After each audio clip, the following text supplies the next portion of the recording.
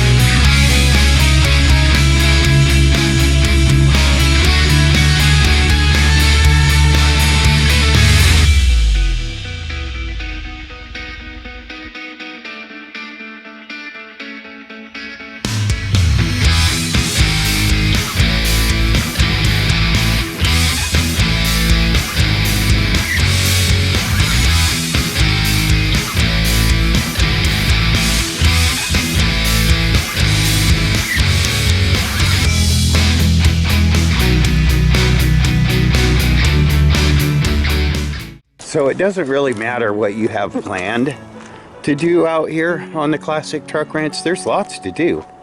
But that right there contains $200 worth of another one of these, and I replaced this last year. This is not that old of a tarp, but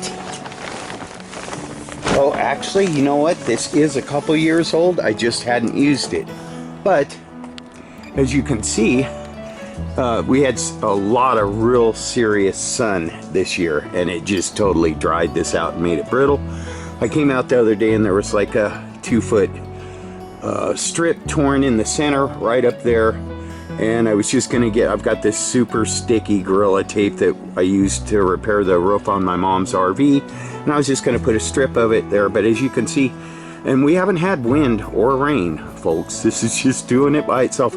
It is literally just falling apart all by itself. So I ponied up and paid $200 because everything that's in here, even though it just looks like a total pile of junk and everything that's in here is stuff that has to be kept dry, and I'm gonna need to utilize this soon for working on a few trucks while I continue to build my building. So I went ahead and ponied up for a new tarp. We're gonna put it on, but it's only been 2 weeks since I fell off a ladder and broke my back. So I'm gonna go out and get the bucket truck. There we go. Needed a 9/16 wrench so that Anna and I, come on honey, could go back to the 1961 FWD truck and reclaim the nuts for my battery posts so I can go install that battery in the truck. Well, that actually works out all right. I've got my battery charger in here, but it's running and charging that battery. Got it on a 40-minute charge, and that's about how long I got till Jimmy and I have to leave to go to my doctor's appointment. So before we leave, I'll take the leads off of there, put them on that one, and I'll have both of those batteries charged when we get back, because I do have to fix that before the time to wait to fix something like that is not until it's rainy or windy. Right now I can just kind of hodgepodge that back together with some tape and cover the whole thing with the brand new tarp that's in that heavy box, and we'll be set for winter. We usually end up doing this in the middle of a storm, and I'm just not doing it this year because I want to clean that tent out and utilize it to get a couple of my projects started while I'm building the building. I'll be back. Oh, really? Truck rescue. Classic truck rescue. So we got one of the batteries all charged up. Jamie's gonna run it over there to the bucket truck. Oh, I take a little walk. Come on. Come on, Anna.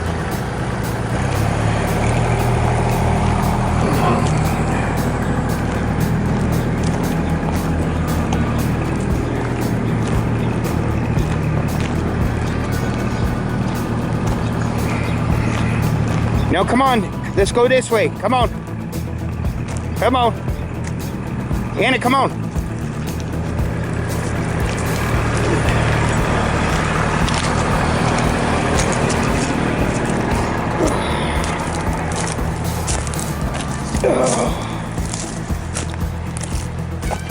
Anna, come on.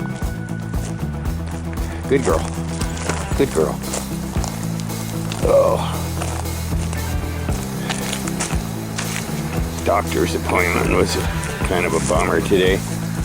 Apparently I'm getting old, folks. And I have some pain to look forward to in my life. Alright. Jamie gets over here with that battery. We'll stuff her in there. See what we can make happen. You sit. Stay by Dad. Sit. You stay there. You stay there.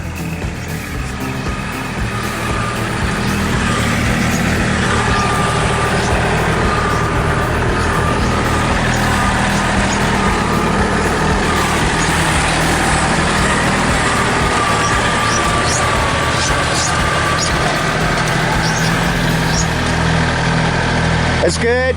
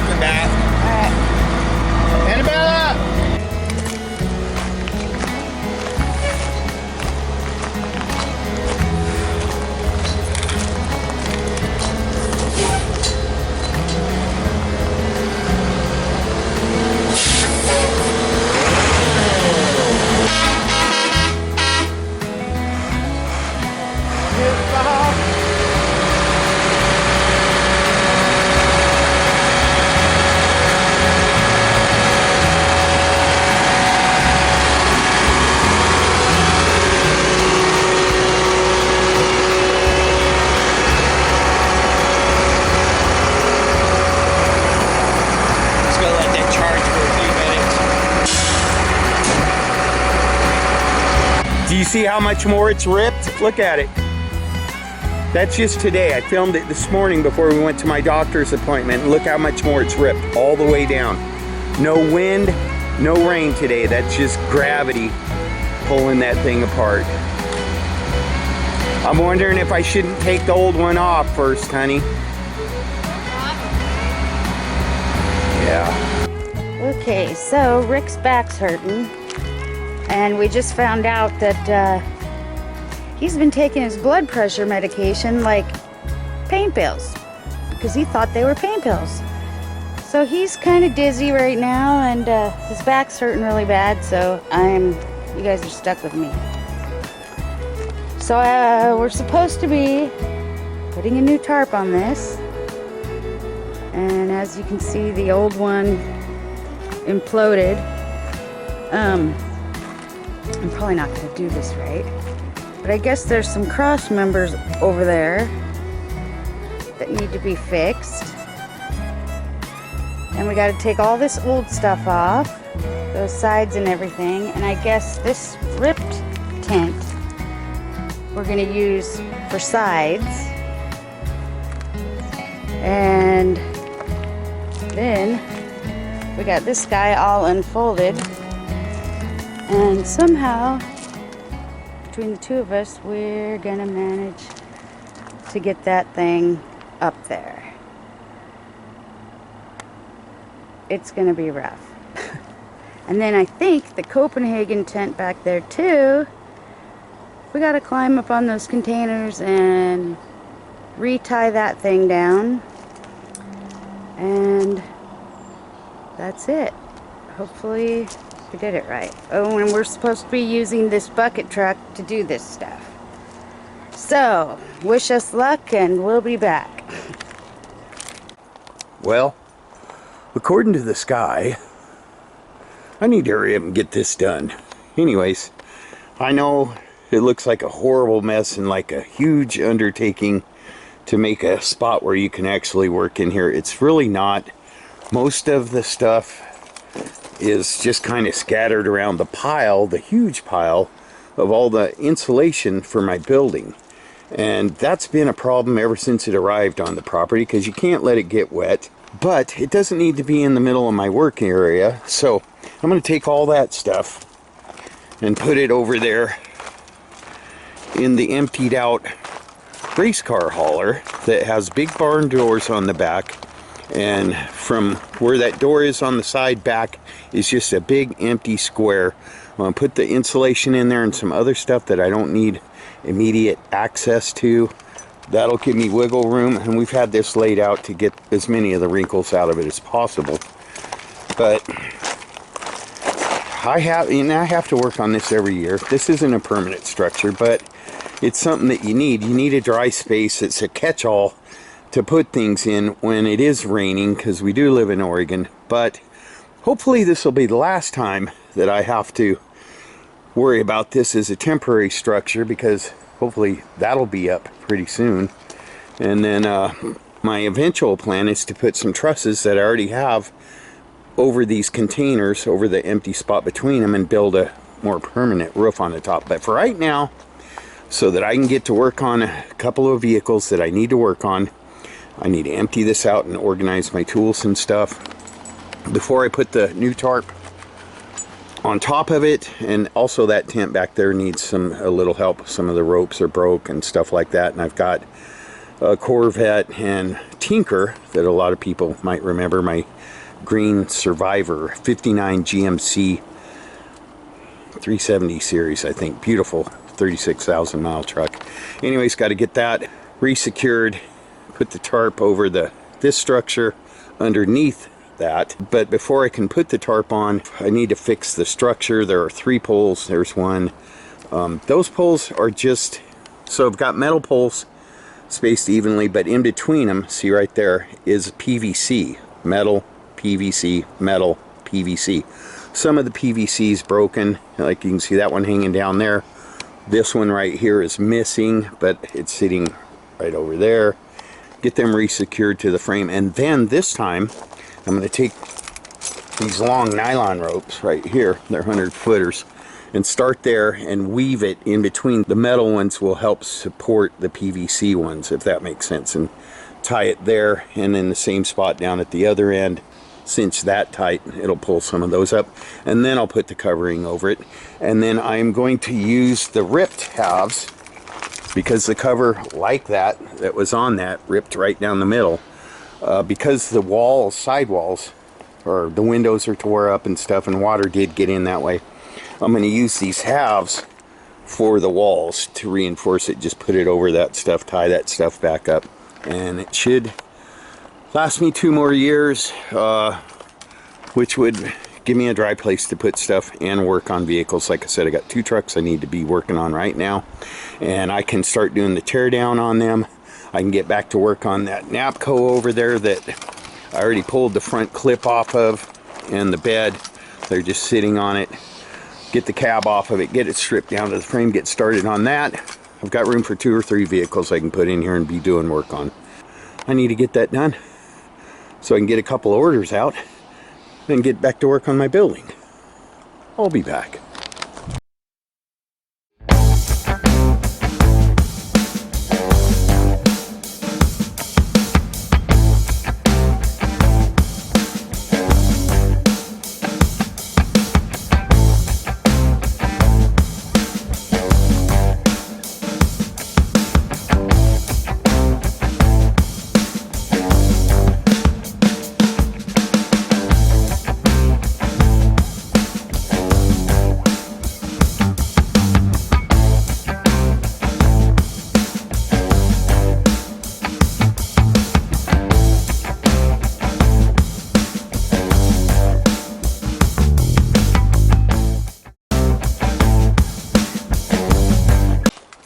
Alrighty, so I got my frame damage repaired, and all I did basically was I had just taped those extra cross pieces in that I put in that were PVC. Just taped them on there for a little more support, but every now and then, you know, you get a windstorm or something, that tape's going to break loose. So now I'm drilling a hole through the PVC, running a rope through the PVC, and then tying it to the post and using the old tape as kind of a cushion for the whole thing. So I realized that I should do all of the added braces like that, because eventually the tape will fail, but that's something that I can do after it's covered, easy to get to from the inside with it cleared out. So I will do that after I get it covered. But right now I'm going to take this long white rope and lace it through there, and I may try to make a wrap around the PVC pieces to hold them from going this way, if that makes sense, but weave them in there and tie to the other one at the top.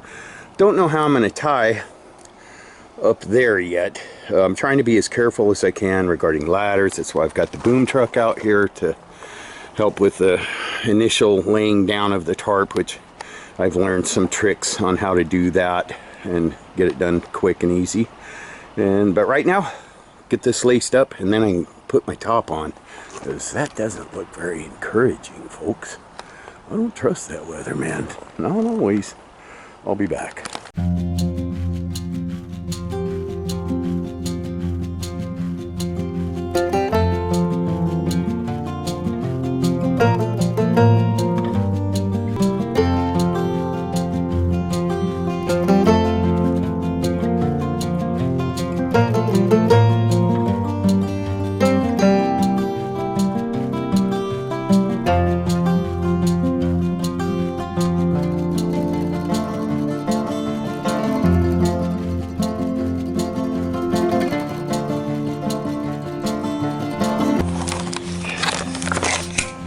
Right on. So Jamie gave me a huge hand there and did one side.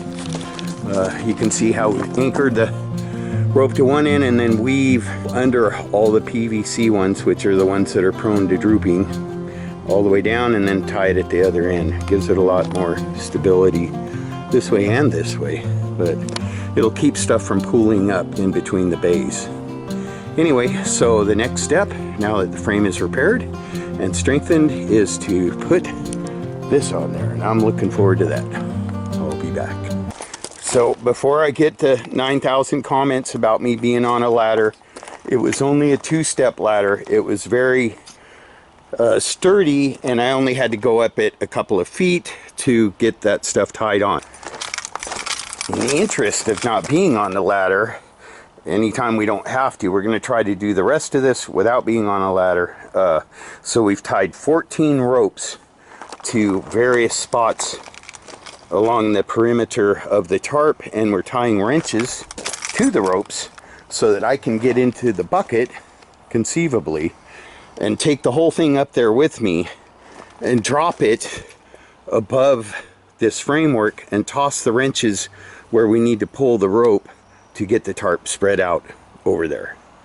We'll see if that works. Anyway, so we got all the wrenches tied onto the ropes to the outer grommets.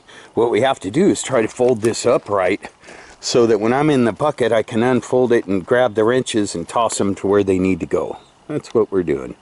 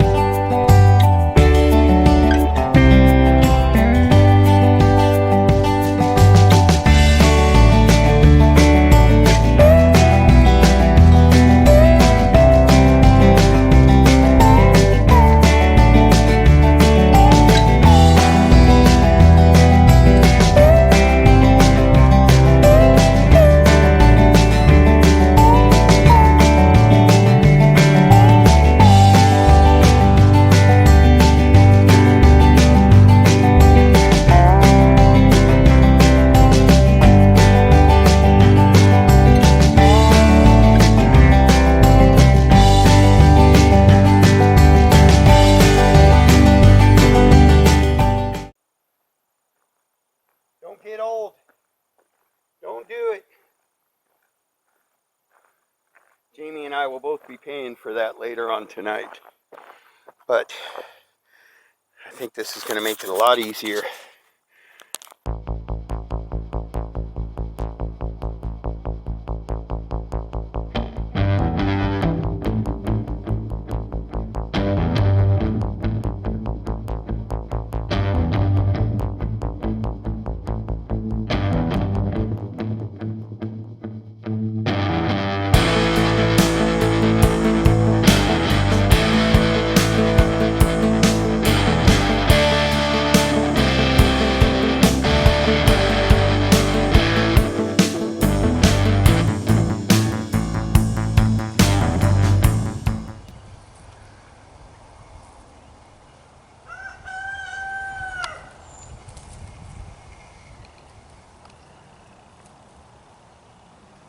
Get it? Get that tin foil.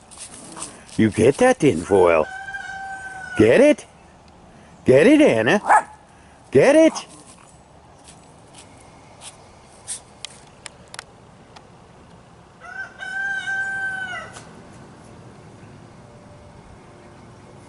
Oh, hello. How are you?